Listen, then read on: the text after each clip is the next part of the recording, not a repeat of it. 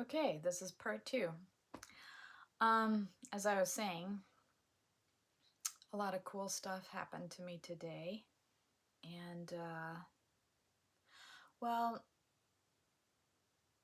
I get flashes of insight because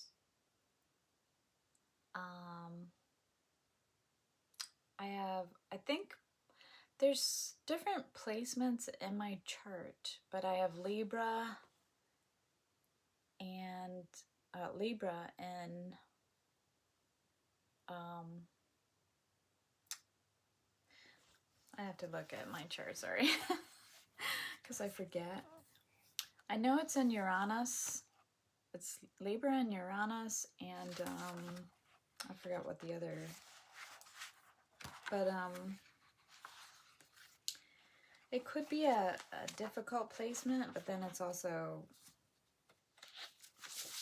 it's like a mixed bag of, I mean, there's good things and then there's bad things, I guess, just like everything else. Okay, so my Mars, oh yeah, it's Mars in Libra and Uranus. And then it's in the 12th house, which is the house of hidden things. So it's like when you're driving in your car and you have a blind spot, and it's things that are hidden from you but are obvious to other people. So a lot of times that's why you can have people that are nice to you to your face, and then they actually don't really like you in real life. I mean, in reality, they could be jealous. I mean, it could be just multiple reasons why they don't like you. They might think you're a fake because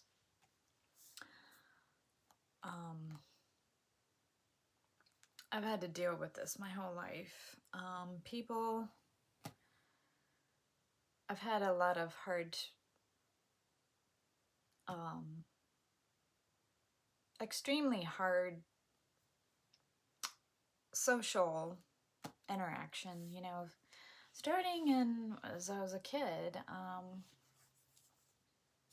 I hated school and I was really shy and quiet. I loved my mom. I hated leaving my mom. And I even told her, why do I have to go to school? You know, I love you. You know, I don't want to go to school. And she said, I kept dragging my feet all the time, you know, not wanting to go. And she would say to me, she'd manipulate me. You don't want me to go to jail, do you? And she goes, I'll go to jail if you don't go to school. And I said to her, what am I doing? Sorry, I'm trying to like fix this lighting.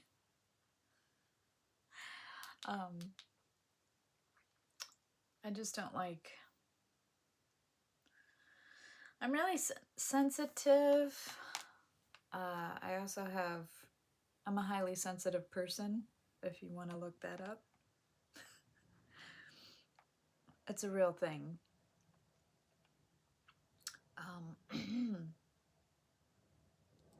Anyways,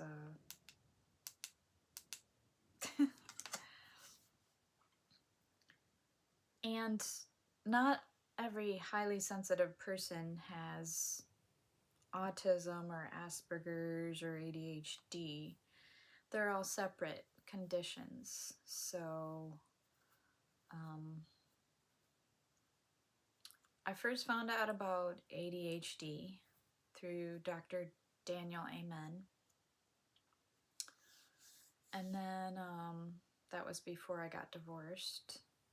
And I was really into researching it because My husband was always, well, my ex-husband, he was always trying to imply that there's something wrong with me. And come to find out, well, I guess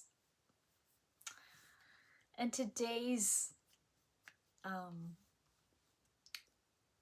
society or culture or whatever you want to call it, the system we live in, it's not natural.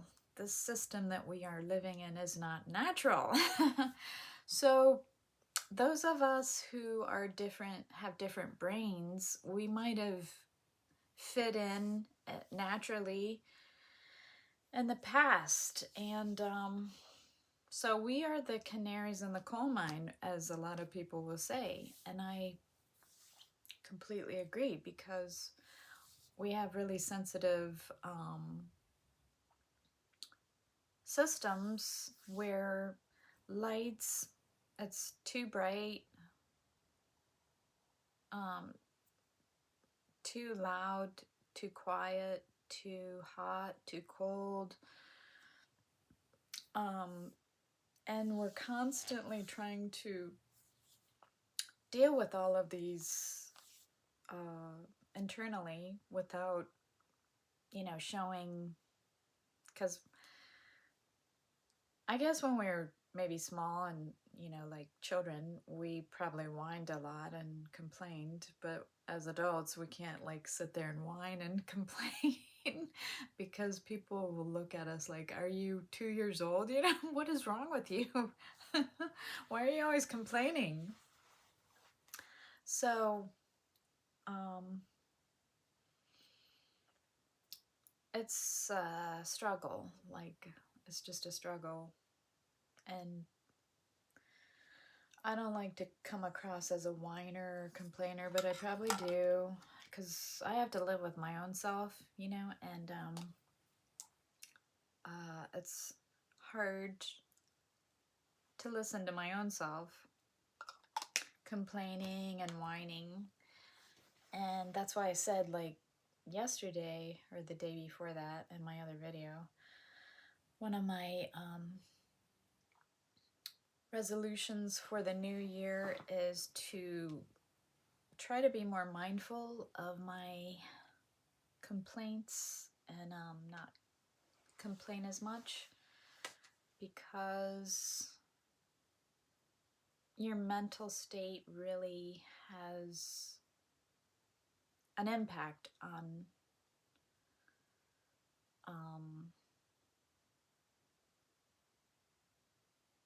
your life. Like, if you're ornery all the time and in a bad mood, then it's hard to focus on positive things and getting things done.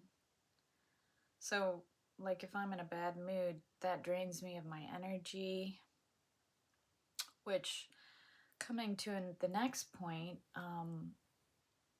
I haven't been talking with my family, or really anybody, for the past 2 months, since November, because I really have to figure out where my life is going and what's important to me, and make plans for where I'm going, what I'm doing for the rest of my life. 55 is like a major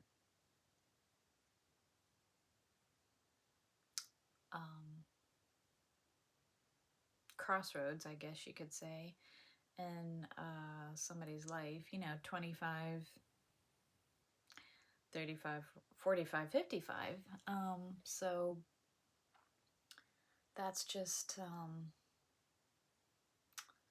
and I think my family's mad at me because I haven't been talking to them. And, well, it really started off with my sisters suggesting that I go be a caregiver to an elderly couple. And it really kind of pissed me off because I'm the one who took care of my mom and watched her pass away. And I'm the one who took care of my dad and watched him pass away. And for them to suggest that I should go and, I mean, the old people, yes, they do need somebody qualified to take care of them, but I'm in no position mentally and physically because I have thyroid issues and I don't know what's wrong with me. I've got health issues. Um, I'm always tired all the time. I don't know what the heck's wrong with me, but that's always a constant struggle because when you don't have money to go to doctors and get proper food and get proper medications and get proper supplements and, you know, etc. It's a struggle. And so, anyways, I couldn't believe that they would suggest that I go be a caregiver. And then on top of that, as the cherry on top of that was, this one sister, said that then I could let my niece come here to rent this house.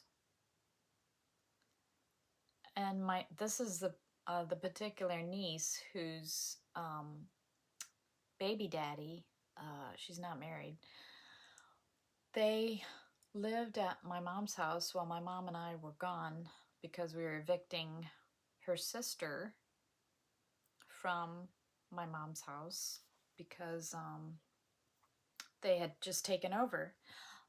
My priority was taking care of my mom while they were living with us. She and they're twins, and she and her, none of them are married, so her boyfriend, father of her child, was staying there with us. And I said, well, I think it's time for you guys to move on, right?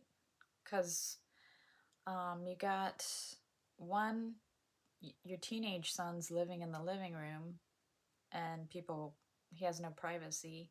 And then your little daughter, who's 9 years old, is sleeping on the floor in your bedroom. Oh, that's real, that's not good for kids.